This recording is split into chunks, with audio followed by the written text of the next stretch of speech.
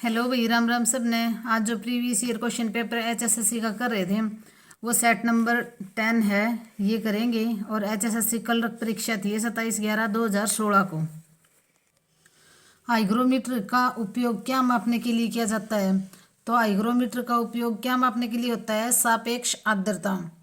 तो देखो, सापेक्ष आर्द्रता वायुमंडल में विद्यमान जलवाष्प की मात्रा का मापन किया जाता है इससे, सापेक्ष आर्द्रता। और यह आर्द्रता पृथ्वी से वाष्पीकरण के विभिन्न रूपों द्वारा वायुमंडल में पहुंचती है। और दुग्ध शुद्धता का मापक मापक यंत्र कौन सा होता है? लैक्टोमीटर। विद्युतीय तंतु में प्रयुक्त तत्व होता है, तो विद्युतीय तंतु में प्रयुक्त तत्व कौन सा होता है? टंगस्टन होता है। निम्न में से किसका उपयोग दर्पण में रजतीकरण के लिए होता है? तो किसका उपयोग होता है? सिल्वर ऑक्साइड का। निम्न में से कौन सा विटामिन ए का समृद्धतम स्रोत है? तो यह है अंडा। निम्न में से कौन सा रोग विषाणुओं द्वारा उत्पन्न होता है?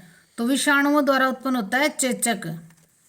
और यह वेरियोला विषाणु द्वारा फैलता है। तो ये पूछे किसके द्वारा फैलता है? तो वेरियोला विषाणु द्वारा फैलता है।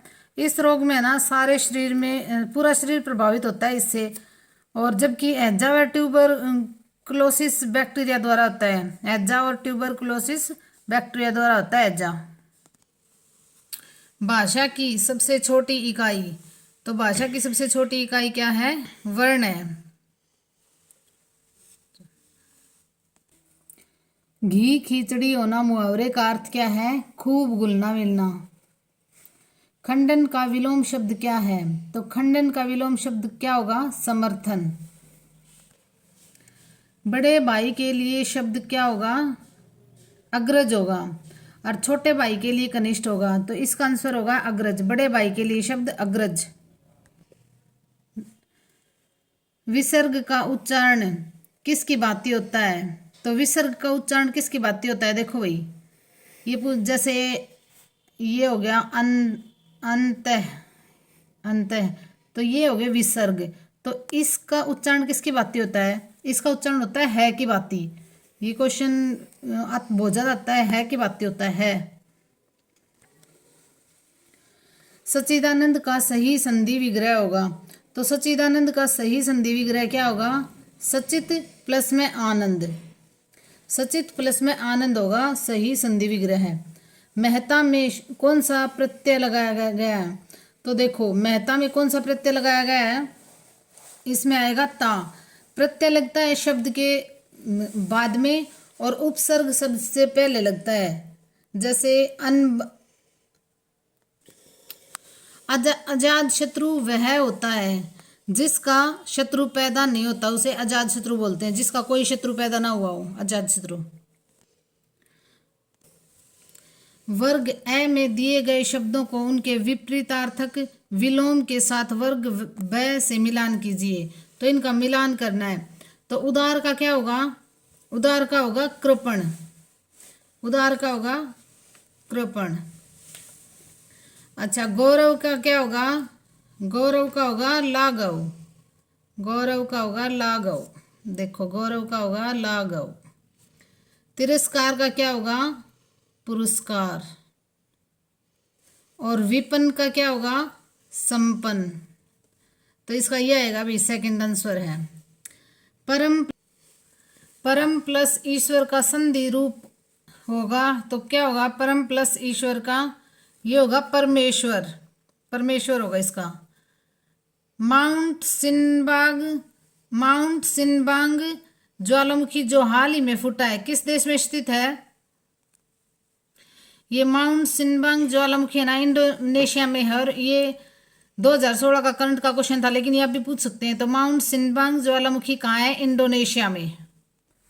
प्रसिद्ध सूर्य मंदिर किस भारतीय राज्य में स्थित है? तो यह है कोणार्क, उड़ीसा में। और 13वीं शताब्दी में ना इस मंदिर का निर्माण किसने करवाया था? गंगवंश के जो राजा थे नरसिंह देव प्रथम थे ना, उन्होंने करवाया था। 1984 ईस्वी में इसे विश्व विरासत सूची में शामिल किया गया। तो कोणार्क उड़ीसा में जो सूर्य मंदिर है उसको गंगवंश के राजा जो नरसिंह देव वर्मन थे प्रथम, उन्होंने करवाया था और 1984 में इसे विश्व विरासत सूची में शामिल किया गया है। अलीपुर बम केस निम्न में से कौन सा क्रांतिकारी शामिल नहीं था? अलीपुर बम केस जो था उसमें कौन सा क्रांतिकारी शामिल नहीं था? तो विपिन चंद्र पाल, अरविंद घोष, रास बिहारी बोस और बाघा जतीन, ये तीनों थे लेकिन ये नहीं था। इसका आंसर होगा विपिन चंद्र पाल। भारत का कौन सा शहर सर्वोच्च जनसंख्या वाला है? तो सर्वोच्च जनसंख्या वाला है मुंबई और इसकी 12.48 मिलियन इसकी जनसंख्या है। और दूसरे नंबर पे कौन सा है? दूसरे नंबर पे है दिल्ली, 11.1 मिलियन जनसंख्या वाला शहर है। तो पहले सबसे ज्यादा जनसंख्या मुंबई में है और दूसरी है दिल्ली में। संसद का उच्च सदन किसे माना जाता है? तो संसद का उच्च सदन राज्यसभा को माना जाता है। और राष्ट्रपति संसद के, देखो, लोकसभा, राज्यसभा और राष्ट्रपति संसद के अभिन्न अंग होते हैं। ये तीनों संसद के अंग होते हैं, लोकसभा, राज्यसभा और राष्ट्रपति। राज्यसभा जो कि स्थायी सदन है, राज्यसभा कभी भी भंग नहीं होती, तो ये क्या है? स्थायी सदन है और इसको उच्च सदन भी बोलते हैं और यह कभी भंग नहीं होती। और राज्यसभा को उच्च सदन तथा लोकसभा को निम्न सदन बोला जाता है। तो राज्यसभा स्थायी रहती है, इसको कभी भंग नहीं किया जा सकता।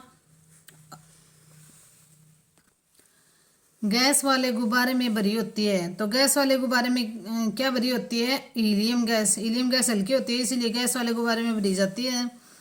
और कभी कभी हाइड्रोजन गैस का भी प्रयोग कर लेते हैं। तो गैस वाले गुब्बारे में इनमें से कौन सी भरी जाती है? हीलियम। अगर हीलियम नहीं होगा तो हाइड्रोजन भी भरी जाती है भाई। निम्नलिखित में से कौन विद्युत चुंबकीय तरंगों का उदाहरण है? तो ये है प्राश्रव्य तरंगे। संचयी बैटरियों में कौन सी धातु प्रयुक्त होती है? तो ये होती है सीसा। निकट दृष्टि दोष वाले लोगों द्वारा किस लेंस का प्रयोग किया जाता है? तो ये किया जाता है अवतल लेंस का। रक्तचाप में उच्चतम बिंदु अथवा रक्तचाप का उच्च पाठ्यांक कहलाता है। तो ये क्या कहलाता है? ये कहलाता है हाइपरटेंशन। हरियाणा के किस जिले में जनगणना 2011 के अनुसार महिला साक्षरता दर न्यूनतम थी? तो ये थी मेवात में 54 पॉइंट कुछ थी भाई। अगर 54 और 55 आए तो हमें 55 करना है। तो 54% महिलाओं की कितनी थी? 54% नहीं भाई, 54% तो मेवात की टोटल थी। और महिलाओं की साक्षरता दर है ना मेवात में 37.6 है। अगर टोटल पूछें तो है 54%, कम तो है इसकी, लेकिन महिलाओं की कितनी है? 37.6%। जॉर्ज थॉमस ने 1797 में वर्तमान हरियाणा के किस स्थान को अपनी राजधानी बनाया था? तो जॉर्ज थॉमस ने झांसी को अपनी राजधानी बनाया था और ये आयरलैंड का निवासी था जॉर्ज थॉमस। और ये नाम इसने झांसी को अपनी राजधानी बनाया था और किलेबंदी करवाई थी। उसने यहाँ टकसाल भी स्थापित की थी और अपने नाम का सिक्का भी बनवाया था। झांसी में ही टकसाल स्थापित की थी और अपने नाम का सिक्का भी चलवाया था जॉर्ज थॉमस ने। नाहर वन्य जीव अभ्यारण्य किस जिले में स्थित है? तो नाहर वन्य जीव अभ्यारण्य है रेवाड़ी जिले में। ऐसे भी याद कर सकते हैं, नहर में रेवड़ी फेंक दी। तो ये नाहर वन्य जीव अभ्यारण्य कहाँ है? रेवाड़ी जिले में। हरियाणा तिलक साप्ताहिक पत्रिका के संपादक कौन थे? तो हरियाणा तिलक साप्ताहिक पत्रिका के संपादक थे श्री राम शर्मा। ये श्री राम शर्मा स्वतंत्रता सेनानी थे और गांधी के अनुयायी थे और इतिहासकार और पत्रकार के रूप में भी इन्होंने काम किया है। तो पंडित श्री राम शर्मा का जन्म है ना 1899 में झज्जर में हुआ था और 1923 में हिंदी और उर्दू में हरियाणा तिलक नाम से साप्ताहिक पत्रिका निकालते थे। तो हिंदी और उर्दू में हरियाणा तिलक साप्ताहिक पत्रिका, ये पूछे किस किस में है? तो हिंदी और उर्दू में। तो देखो भाई, श्री राम शर्मा कहाँ से हैं? झज्जर से। इसका आंसर तो हो जाएगा ये। हरियाणा तिलक साप्ताहिक पत्रिका हिंदी और उर्दू दोनों में निकालते थे। एक क्वेश्चन ये हो जाएगा, ये पूछ लेंगे हरियाणा तिलक साप्ताहिक पत्रिका किस भाषा में निकालते थे? तो हिंदी और उर्दू दोनों में निकालते थे। अच्छा, साप्ताहिक कैसी पत्रिका थी? साप्ताहिक पत्रिका थी। और श्री राम शर्मा कहाँ के थे? झज्जर के। तो नेकी राम शर्मा और श्री राम शर्मा में कंफ्यूज हो जाते हैं। तो नेकी राम शर्मा थे केलंगा भिवानी से। पहले तो ये रोहतक में आता था केलंगा, लेकिन अब ये केलंगा है भिवानी में। तो नेकी राम शर्मा भिवानी से और इन्होंने संदेश नामक पत्रिका निकाली थी भिवानी से। और है ना, कैसे याद रखोगे, भिवानी वाले नेकी बहुत करते हैं, वहाँ बहुत ज़्यादा मंदिर हैं, धर्मार्थ न्यासों की नगरी भिवानी है। तो नेकी राम से याद कर लेना, नेकी राम भिवानी से हैं और श्री राम शर्मा है झज्जर से। तो श्री राम शर्मा हैं झज्जर से और हरियाणा तिलक साप्ताहिक पत्रिका इन्होंने झज्जर से निकाली थी। ककरोई माइक्रो जल विद्युत परियोजना किस नहर पर बनी है? तो ये बनी है पश्चिमी यमुना नहर पर। ककरोई माइक्रो जल विद्युत परियोजना पश्चिमी यमुना नहर पे बनी है और सोनीपत के ककरोई गांव में स्थित है। तो ये ककरोई कहाँ है? सोनीपत का ककरोई गांव है और इसमें 4 यूनिट हैं और प्रत्येक की क्षमता है 100 किलोवाट की। तो ये ककरोई कहाँ है? ककरोई माइक्रो जल विद्युत परियोजना किस नहर पे है? पश्चिमी यमुना नहर पे। ककरोई कहाँ है? सोनीपत का गांव है, सोनीपत में पड़ता है ये ककरोई और इसकी क्षमता है इसमें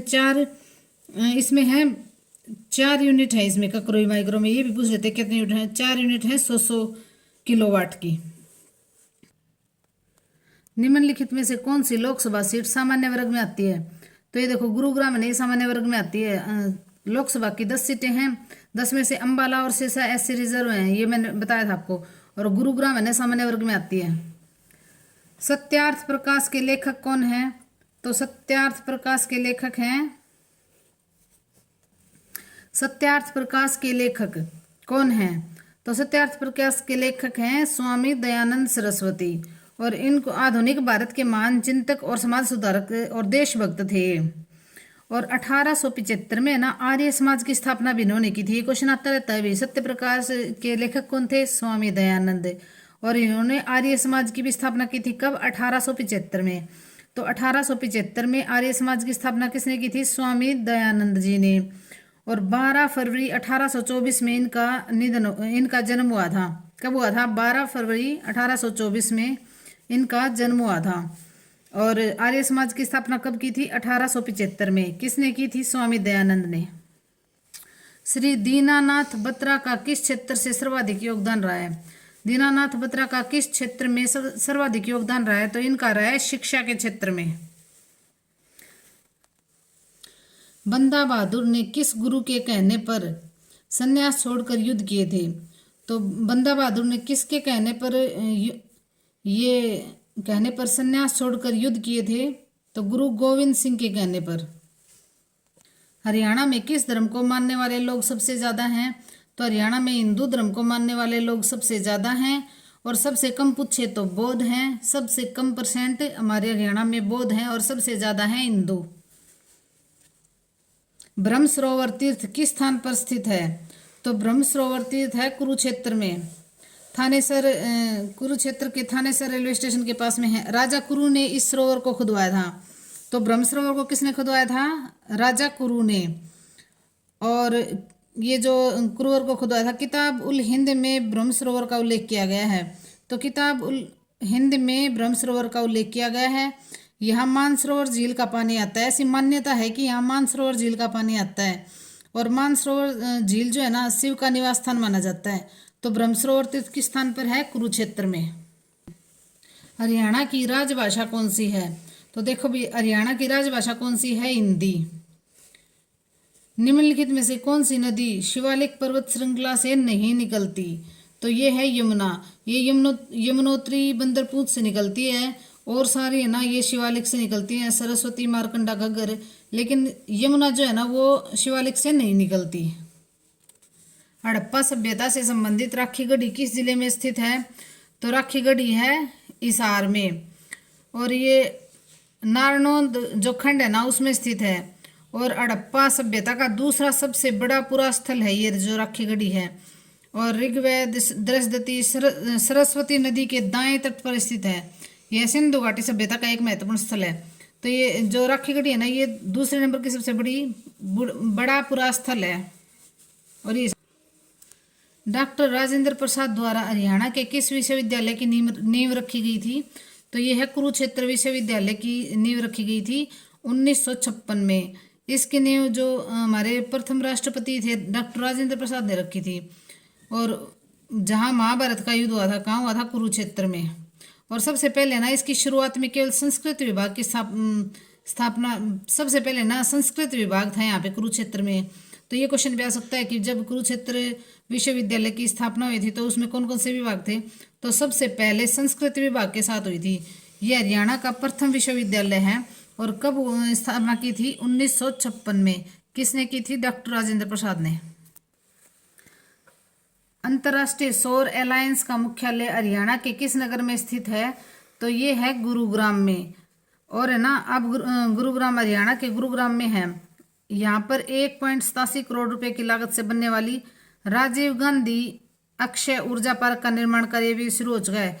तो ये पूछे राजीव गांधी अक्षय ऊर्जा पार्क का निर्माण कहाँ शुरू हुआ है, तो गुरुग्राम में ही शुरू हुआ है। और अंतर्राष्ट्रीय सौर एलायंस का मुख्यालय कहाँ है, गुरुग्राम में। हरियाणवी फिल्मों के सफल नायक कौन माने जाते हैं, तो सफल नायक कौन माने जाते हैं, देवी शंकर प्रभाकर। गिद्ध संरक्षण एवं प्रजनन केंद्र हरियाणा में किस स्थान पर है, तो ये है पिंजौर पर। पिंजौर में है भाई। मैंने गिद्धों से संबंधित है ना एक बहुत अच्छे नोट्स बना रखे हैं और उसमें उसकी वीडियो बना रखी है। आपको बिल्कुल एक एक पॉइंट समझ में आ जाएगा, वो वीडियो जाके देखना बहुत अच्छे से। अलाउद्दीन खिलजी के सेनाध्यक्ष का नाम बताइए जिसने तमिल साम्राज्य पर आक्रमण किया और अपार धन दौलत के साथ लौटा था, तो ये कौन था, बलबन था। 1266 से 67 में अलाउद्दीन खिलजी के सेनाध्यक्ष का नाम बताइए जिसने तमिल साम्राज्य पर आक्रमण किया और अपार धन दौलत के साथ लौटा था, तो वो कौन था, मलिक काफूर था भाई। इसने न तमिल साम्राज्य पर आक्रमण किया और बहुत ज्यादा धन लूटा था। सर्वप्रथम इसने क्या किया था, 1305 में देवगिरी पर आक्रमण किया और वहां के शासक रामचंद्र को परास्त किया था। तो बहुत ज्यादा धन दौलत लेके कौन लौटा था, मलिक काफूर। उस मुस्लिम बादशाह का नाम बताइए जो बेमुश्किल पढ़ या लिख सकता था, उसके दरबार में महान कवि अमीर खुसरो रहे। तो वो कौन सा मुस्लिम बादशाह था जो बेमुश्किल का मतलब अनपढ़ ही था, तो कौन सा था, ये थे अलाउद्दीन खिलजी। कौन सा भारतीय राज्य कर्क रेखा द्वारा द्विभाजित नहीं है, तो कौन सा है, ओडिशा। किस नदी का उद्गम अरावली पर्वत श्रेणी से हुआ है और वह कच्छ के रंग से होकर अरब सागर में प्रवेश करती है, तो ये है लूनी नदी, ये ज्यादातर राजस्थान में बहती है। किस अनुच्छेद में जम्मू कश्मीर को विशेष दर्जा दिया गया था, तो ये था अनुच्छेद 370। अब ये अनुच्छेद ना 370 समाप्त कर दिया।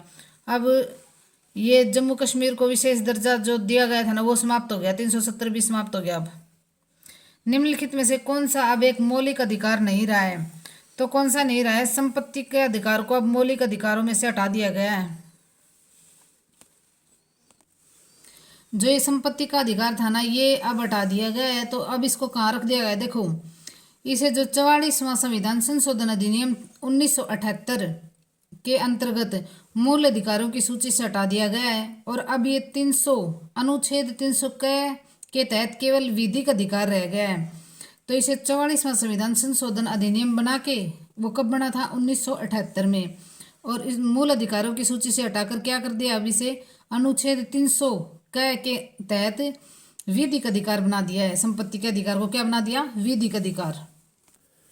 वर्ष 1969 में कितने बैंकों का राष्ट्रीयकरण किया गया था, तो ये 14 बैंकों का राष्ट्रीयकरण किया गया था। ये क्वेश्चन आता रहता है हमेशा। 14 बैंकों का राष्ट्रीयकरण किया गया था। 19 जुलाई 1969 को 14 बड़े व्यावसायिक बैंकों तथा 15 अप्रैल 1980 को 6 अन्य अनुसूचित बैंकों का राष्ट्रीयकरण किया गया था। तो देखो 1969 को 14 बैंकों का, ठीक है, और 1980 में 6 बैंकों का और अनुसूचित जो बैंक थे ना उनका भी राष्ट्रीयकरण कर दिया गया था। तो 1969 में 14 और 1980 में 6 अनुसूचित बैंकों का राष्ट्रीयकरण किया गया था। निम्न में से किन उत्पादों पर उत्पाद शुल्क वसूल किया जाता है, तो किन पर, सामान का उत्पादन, सामान के उत्पादन पर उत्पाद शुल्क लगाया जाता है। सामान का उत्पादन जो है ना उस पर उत्पाद शुल्क लगाया जाता है।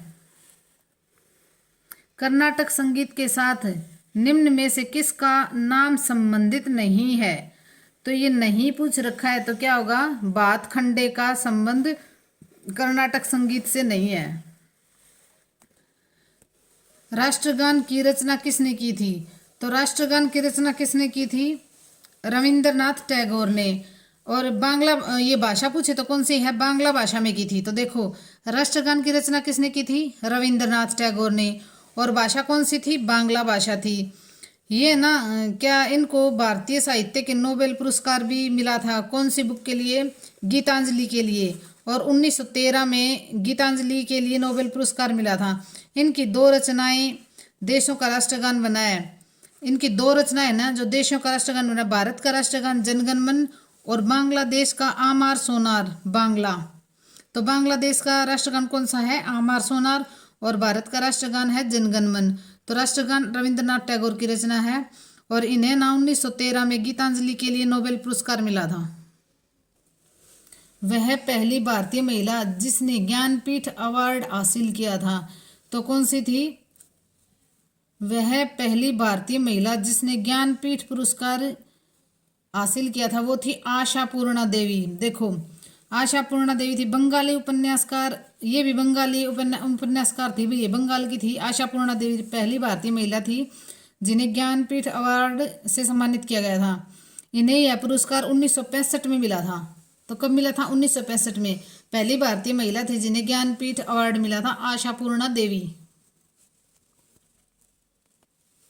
भारत में चुनाव के लिए इलेक्ट्रॉनिक वोटिंग मशीन का प्रयोग कब आरंभ किया गया था? तो ये 1999 में। भारत में चुनाव के लिए इलेक्ट्रॉनिक वोटिंग मशीन का प्रयोग कब आरंभ किया गया था? 1999 में। और 1999 में शुरू हुआ था। 2004 से इसका पूर्ण इस्तेमाल हो रहा है। और 2004 में जब वोटिंग हुई ना, तो तब से इसका पूर्ण इस्तेमाल हो रहा है। यह स्वतंत्र व निष्पक्ष चुनाव करवाने में महत्वपूर्ण भूमिका निभाता है। तो स्टार्टिंग कब हुई थी? 1999 में। और 2004 से इसका पूर्ण रूप से इस्तेमाल हुआ है इलेक्ट्रॉनिक वोटिंग मशीन का। मई 1998 में भारत के द्वारा कितने परमाणु परीक्षण किए गए थे? तो ये कितने परीक्षण किए गए थे? 5। 1998 में भारत में पोखरण परीक्षण रेंज में भारत ने 5 परमाणु बम परीक्षण किए थे। यह परीक्षण 11 और 13 मई 1998 में राजस्थान के पोखरण परमाणु स्थल पर किया गया था। तो 1998 में राजस्थान का जो पोखरण स्थान था ना, वहां पर 5 परमाणु परीक्षण किए गए थे। तो राजस्थान के पोखरण में। और कब से कब? 11 और 13 मई को। 11 और 13 मई को कितने परमाणु परीक्षण किए गए थे? 5। और कहाँ पे? राजस्थान के पोखरण में। किस वर्ष में एडमंड हिलेरी और तेंजिंग नोर्गे माउंट एवरेस्ट की चोटी पर पहुंचे थे? तो कब पहुंचे थे? ये पहुंचे थे 1953 में। 29 मई 1953 में एडमंड हिलेरी और तेंजिंग नोर्गे माउंट एवरेस्ट की चोटी पर पहुंचे थे। और इनका जन्म कब हुआ था? 20 जुलाई 1999 को। न्यूजीलैंड के थे ये याद रख लो, ये न्यूजीलैंड के थे। एडमंड हिलेरी और तेंजिंग कहाँ के थे? न्यूजीलैंड के थे। वाटरलू के युद्ध में किसने नेपोलियन को परास्त किया था? तो किसने किया था? विलिंगटन के ड्यूक ने।